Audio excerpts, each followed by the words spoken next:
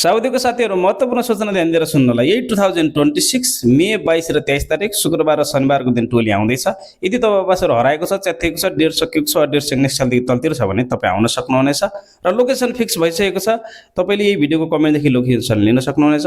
यदि तपाईँले यो भिडियो टिकटक या युट्युबदेखि हेर्दै हुनुहुन्छ भने शेयर क्षेत्री फेसबुक पेजमा गएर यो भिडियोको कमेन्टदेखि पाउन सक्नुहुनेछ र तपाईँले फर्म भने अनिवार्य रूपमा भरेर आउनु होला। 22 तारिक भरेको 22 तारिक आउनुहोस्, 23 तारिक भरेको 23 तारिक आउनुहोस्।